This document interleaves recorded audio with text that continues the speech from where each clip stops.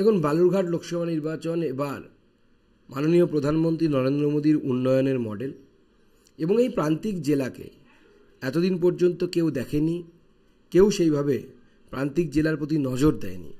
মাননীয় প্রধানমন্ত্রী যেভাবে এই প্রান্তিক জেলাকে সে হিলি বালুরঘাট রেল প্রকল্পের জন্য 500 কোটি টাকা হোক, অথবা প্রধানমন্ত্রীর প্রতি ঘরে নল এবং প্রতি নলে জল অর্থাৎ জল জীবন মিশনের জন্য 500 কোটি টাকা হোক, বালুরঘাট স্টেশনকে অমৃত ভারত করার জন্য 25 কোটি টাকা, বালুরঘাট থেকে 1 লাখি পর্যন্ত বৈদ্যুতিকরণ এবং ইলেকট্রিক ট্রেন চালানো, একাধিক ট্রেন দেওয়া, হাওড়া বালুরঘাটকে 5 দিন করা, নবদ্বীপ এক্সপ্রেস দেওয়া, শিয়ালদা বালুরঘাট ট্রেন চালানো, এই দিল্লির ট্রেন স্যাংশন করেছেন মাননীয় প্রধানমন্ত্রী এবং মাননীয় রেলমন্ত্রী।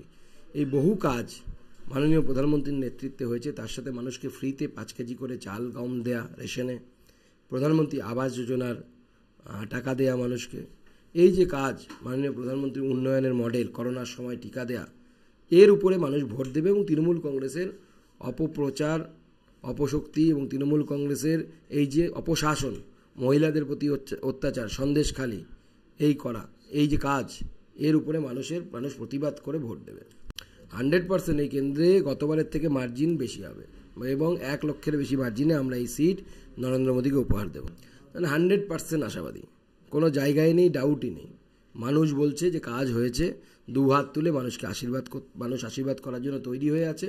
আর মানুষের সামনে একটা বিশেষ লক্ষ্য আছে যে নরেন্দ্র মোদীকে 3য় জন্য প্রধানমন্ত্রী করা। এরপরে হয়তো মাননীয় প্রধানমন্ত্রী রিটায়ারমেন্ট নিয়ে নেবেন, কারণ ওনারও বয়স হয়ে যাচ্ছে। তো শেষবার মাননীয় প্রধানমন্ত্রী নরেন্দ্র মোদীকে প্রধানমন্ত্রী করার 3য়বারের সুযোগ, শেষবারের মতো সুযোগ, মানুষ 2 হাত তুলে আশীর্বাদ করবে। দাদা, দেখুন, আমাদের এখানে কোনো গোষ্ঠীকন্দল নেই, সবাই মিলে কাজ করছে। এবং ভারতীয় জনতা পার্টির আপনি যদি দেখেন মিটিংগুলো, সাংগঠনিক মিটিংয়ে আপনারাও যান, আমরা প্রথম দিকে আপনাদেরকে থাকতে দিই এবং ছবি তুলতে দিই। তো সেক্ষেত্রে আপনারা দেখেন যে আমাদের বর্তমান জেলা সভাপতির পেছনে 4-5 জন প্রাক্তন জেলা সভাপতি বসে থাকেন এই জেলার ক্ষেত্রে। অতএব গোষ্ঠীদ্বন্দ্বের কোনো বিষয় নেই, মানুষ 2 হাত তুলে আশীর্বাদ করার জন্য রেডি হয়ে আছে, বিজেপি সংগঠনও রেডি। এবং মাননীয় প্রধানমন্ত্রীর অদ্ভুত জনপ্রিয়তা, এই সব মিলে ভারতীয় জনতা পার্টি সিট জিততে চলেছে 1 লক্ষের বেশি ব্যবধানে। মানে ইন্ডিয়া জোট তো শেষ পর্যন্ত দাঁড়ালোই না। কোথায় জোট? জোটের তো কিছুই নেই। তৃণমূল একদিকে দৌড়চ্ছে, কংগ্রেস একদিকে দৌড়চ্ছে, এখানে আরএসপিকে সিট দিয়েছে। তো এইভাবে তো আরএসপি প্রচারও করতে পারছে না। এ তো মনে হচ্ছে খোলা মাঠ তৃণমূলকে ছেড়ে দিয়েছে, এইভাবে জোট হয় না। দেখুন, ইস্যু বলতে অনেক কিছুই ইস্যু আছে আমাদের কাছে, কিন্তু মূলত যে ইস্যুটা আমি প্রথম দিন থেকেই এই লোকসভা নির্বাচনের প্রার্থী যেদিন আমাকে বামফ্রন্ট প্রার্থী হিসেবে ঘোষণা করে, সেদিন থেকেই আমার এই জেলায় যে শিক্ষিত যে সমস্ত বেকার যুবতীরা আছে, শুধু এই জেলাতে নয়, গোটা সমগ্র পশ্চিমবঙ্গ সহ গোটা দেশেই, তারা আজকে উচ্চশিক্ষিত হয়ে MA MSc উচ্চশিক্ষিত হয়ে তারা বসে আছে, তারা হতাশার মধ্যে আছে। সুতরাং এই যে ভোটের যে ইস্যু, সেইটা আমার প্রধান ইস্যু হচ্ছে কর্মসংস্থান। তার সঙ্গে ধরেন এই জেলা পিছিয়ে পড়া জেলা, এখানে শিল্পবিহীন জেলা, এখানে শিল্পের প্রচণ্ড পরিমাণে দরকার। এখানে কৃষকদের কৃষি নির্ভর যে নিবিড় যে সমস্ত শিল্পগুলো, সেগুলো গড়তে হলে কৃষক মানুষদের সহায়ক মূল্যের ক্ষেত্রে অনেক কিছু পাওনা থাকতে পারে। আমাদের এই জেলায় একটা অনেক আন্দোলনের ফলে একটা ইউনিভার্সিটি হয়েছে বটে, কিন্তু ইউনিভার্সিটির যে পরিপূর্ণ একটা পরিকাঠামো থাকা দরকার, যে অন্যান্যগুলো স্ট্রিমগুলো যেগুলো থাকা দরকার, সেগুলোতে ছাত্রছাত্রীরা সেগুলো স্ট্রিমগুলো এখানে পাচ্ছে না, ফলে তাদেরকে এই জেলার বাইরে চলে যেতে হচ্ছে। তারপরে ধরো দ্রব্যমূল্য বৃদ্ধি, এটা তো একটা সাংঘাতিক। তারপরে আমাদের সামনে যেটা বিষয় খুব বেশি করে এসছে, সেটা হচ্ছে পরিযায়ী শ্রমিক। এটা বিরাট একটা সংখ্যক। এই জেলায় যদি শিল্প হয়, কলকারখানা হয়, একটা যদি রুজি রোজগারের যদি সুবিধা হয়, তাহলে নিশ্চয়ই ছেলেমেয়েরা জেলাতে থেকেই তাদের সংসারে থেকে তাদের কাজগুলো করবে। এগুলোই আমাদের মোটামুটি, এর সঙ্গে আরও অনেক কিছুই আছে।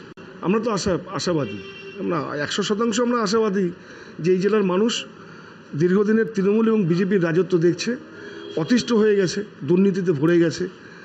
সেই সমস্ত দুর্নীতি মুক্ত হতে মানুষ চাইছে তাদের ছেলেমেয়েরা শান্তিপূর্ণভাবে অন্তত কর্মজীবনে ফিরতে পারবে, মহিলাদের যে নিরাপত্তা সেটাও ফিরতে পারবে।